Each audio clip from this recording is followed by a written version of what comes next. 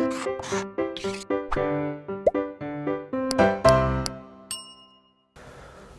Students, welcome back to Blueprint Digital. आज की इस वीडियो में हम कॉकरोच के तंत्रिका तंत्र यानी कि नर्वस सिस्टम ऑफ कॉकरोच के बारे में पढ़ेंगे।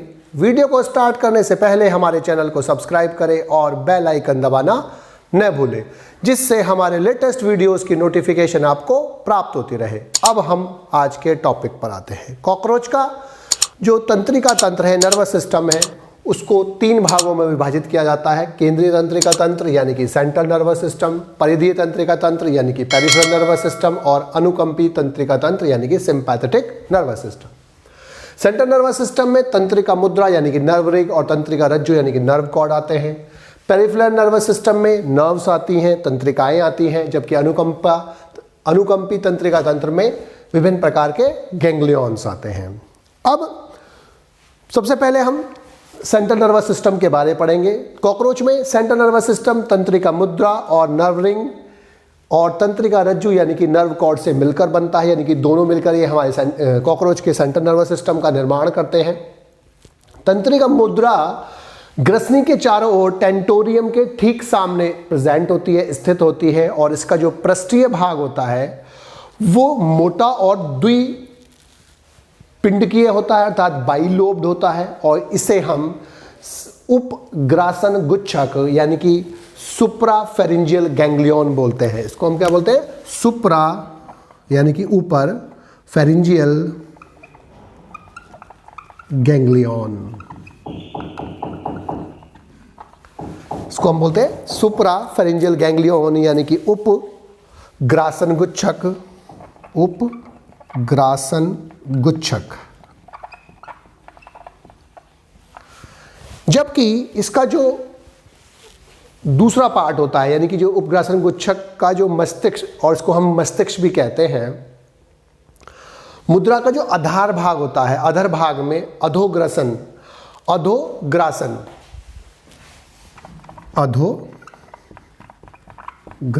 गुच्छक कहलाता है।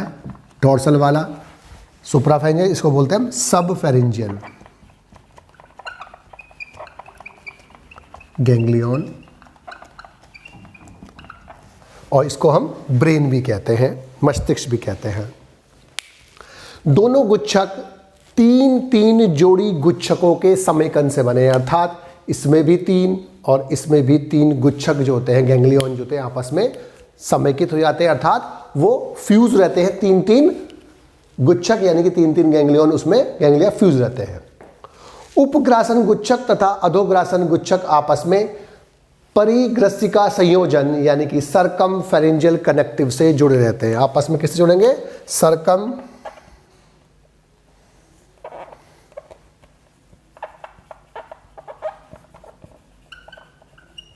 फेरिंजियल कनेक्टिव से आपस में ये जुड़े हुए होते हैं।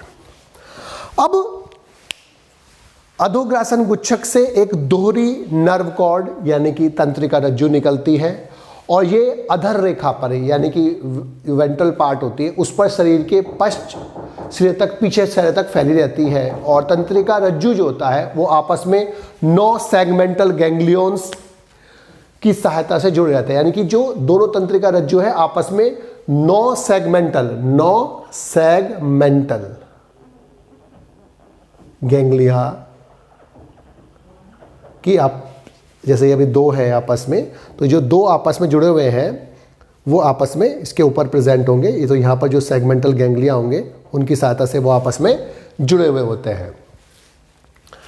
अब जो शेष 6 गुच्छक होते हैं, अब जो दोनों तंत्रिका रज्जु आपस में सेगमेंटल सहायता से जुड़े रहते हैं, अब जो प्रथम 3 खंड ये गुच्छक होते हैं वो काफ़ी बड़े होते हैं पहले वाले, और जो शेष 6 उदर खंडक होते हैं वो थोड़े छोटे होते हैं। जो उदर खंड में पाए जाने वाले गुच्छकों में से जो अंतिम गुच्छक होता है वो काफ़ी बड़ा होता है, और वो 7वें उदर खंड में पाया जाता है। यह शेष उदर खंडों के गुच्छकों के समेकन से बनता है, जो आपस में फ्यूज होने से बनता है।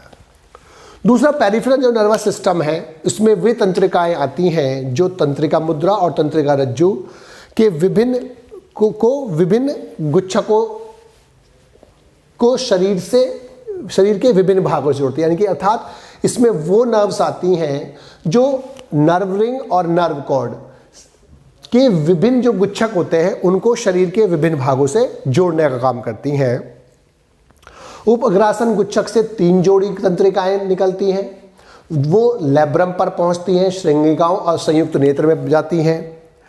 जबकि अधोग्रासन गुच्छक से भी 3 जोड़ी तंत्रिकाएं निकलती हैं, लेकिन वो कहाँ जाती है? मैंडिबल्स में, प्रथम मैक्सिली में, द्वितीय मैक्सिली में, शीर्ष पे और ग्रीवा में पहुंचती हैं। प्रोथोरैक्स के जो गुच्छक होते हैं उससे 6 जोड़ी तंत्रिकाएं निकलती हैं और जो ये होती हैं, और मीजोथोरैक्स से और प्रोथोरैक्स से 5-5 जोड़ी निकलती है, यानी कि जो प्रोथोरैक्स से निकलेंगी गुच्छक से वो 6 जोड़ी निकलती हैं, जबकि मीजोथोरैक्स से और मेटाथोरैक्स से जो निकलती हैं वो 5-5 जोड़ी तंत्रिकाएं निकलती हैं। अब वो अपने अपने खंडों में स्थित विभिन्न भागों जैसे पंख, पाद, पेशियां, श्वास रंध्र आदि को जाती हैं और वहां पर जाकर उनको इंफॉर्मेशन देना काम करती हैं। उदर खंड के जो पहले 5 गुच्छक होते हैं उनमें से एक एक जोड़ी जो तंत्रिकाएं होती हैं वो अपने अपने खंडीय अंगों को और पेशियों को जाती हैं, और छठे गुच्छक से जो 3 जोड़ी तंत्रिकाएं निकलती हैं वो अंतिम उदर खंडों की पेशियों, जननांगों तथा अन्य खंडीय अंगों को जाती हैं, वहां तक इंफॉर्मेशन लेकर जाती हैं। अनुकंपी तंत्रिका तंत्र जो होता है ये मस्तिष्क के नियंत्रण में नहीं होता है और ये शरीर में होने वाली अनैच्छिक क्रियाओं को नियंत्रित करता है, यानी कि इनवॉलेंट्री रिएक्शंस को कंट्रोल करता है। इसके अलावा ये अंतःस्रावी भी होता है, अर्थात एंडोक्राइन भी होता है, और इसमें 4 प्रकार के गुच्छक पाए जाते हैं। फ्रंटल गैंग्लियन, फ्रंटल गुच्छक, अधप्रमस्तिष्क यानी गुच्छक यानी कि हाइपोसेरेब्रल गैंग्लियन, विसरल गैंग्लियन और प्रोवेंट्रिकुलर गैंग्लियन। जो पहला वाला है फ्रंटल गैंग्लियन, वो ग्रसनी के पृष्ठ तल पर स्थित होता है और यह फ्रंटल संयोजकों यानी कि फ्रंटल कनेक्टिव्स की द्वारा मस्तिष्क से जुड़ा होता है। दूसरा जो हाइपोसेरेब्रल गैंग्लियन है, ये हाइपो मतलब पीछे, मस्तिष्क के पीछे स्थित होता है, इसलिए इसका नाम है हाइपोसेरेब्रल गैंग्लियन। यह है फ्रंटल गुच्छक, कार्पोरा कार्डियका और कार्पोरा एलाटा से जुड़ा हुआ होता है। इसके अलावा जो विसरल गैंग्लियन है, नाम से बचल रहा है, ये इसके ऑर्गन्स में प्रेजेंट होगा, यानी कि विसरल गुच्छक जो होता है क्रॉप के मध्य भाग में स्थित होता है और ये अधमस्तिष्क से एक मोटी इसोफेरेंजियल तंत्रिका के द्वारा आपस में जुड़ा हुआ होता है और इसकी तंत्रिकाएं निकलकर लार उपकरण को यानी कि सलाइवरी अपरेटस को भी जाती हैं। लास्ट है प्रोवेंट्रिकुलर गैंग्लियन जो होता है, ये पेशणी यानी कि गिजार्ड पर पाया जाता है और ये 2 मोटी तंत्रिकाओं के द्वारा विसरल गुच्छक से यानी कि विसरल गैंग्लियन से जुड़ा हुआ होता है। इन सभी गुच्छकों से जो निकलने वाली तंत्रिकाएं होती हैं वो आहार नाल के विभिन्न भागों से संबंधित रहती है, यानी कि विभिन्न भागों तक पहुंचती हैं। इसके अतिरिक्त 2 अंतःस्रावी ग्रंथियां कॉर्पोरा कार्डियका और कॉर्पोरा एलेटा जो होती है वो भी अनुकंपी तंत्रिका तंत्र का पार्ट होती हैं। कॉर्पोरा कार्डियका से जो हार्मोन प्राप्त होता है या हार्मोन रिलीज होता है वो हृदय स्पंदन तथा पूर्वात्र एवं पश्चात जो होती है उसकी जो तरंग गति होती है उसको नियंत्रित करने में काम करते हैं। ये वसाकाय में प्रोटीन उपचय, उपापचय तथा उदर की श्वास गति को भी नियंत्रित करते हैं। वृद्धि अवस्था में जो मॉल्टिंग हार्मोन होता है उसके स्रावण को ये प्रेरित करते हैं और हार्मोन जो होता है मॉल्टिंग और वृद्धि को प्रेरित करता है। ये हार्मोन मॉल्टिंग के लिए और वृद्धि के लिए जरूरी होता है। कॉर्पोरा एलेटा जो होता है, ये जो हार्मोन्स होते हैं वो वयस्क के कॉकरोच के जो अंडकों होते हैं, अंडकों यानी कि oocytes की जो वृद्धि होती है और जो परिपक्व होता है यानी कि मैचुरेशन होता है उसको प्रेरित करते हैं। वृद्धि प्रावस्था में कॉर्पोरा एलेटा जो होता है वो किशोरावस्था हार्मोन यानी कि जुवेनाइल हार्मोन का स्रावण करता है जो ऊतकों की वृद्धि और विभेदीकरण को यानी कि उनकी जो ग्रोथ है और डिफरेंशिएशन है उसको नियंत्रित करके किशोरावस्था को बनाए रखने में सहायता करता है। बच्चों, आज की इस वीडियो में बस हम इतना ही पढ़ेंगे। हमारी इस वीडियो को आप लाइक करें और अपने दोस्तों के साथ शेयर करें। यदि आपका कोई डाउट है तो आप हमें कमेंट करके बता सकते हैं। इस अध्याय को और अच्छे से पढ़ने और समझने के लिए आप चित्रा प्रकाशन की बुक एक्टिव जीव विज्ञान की सहायता भी ले सकते हैं।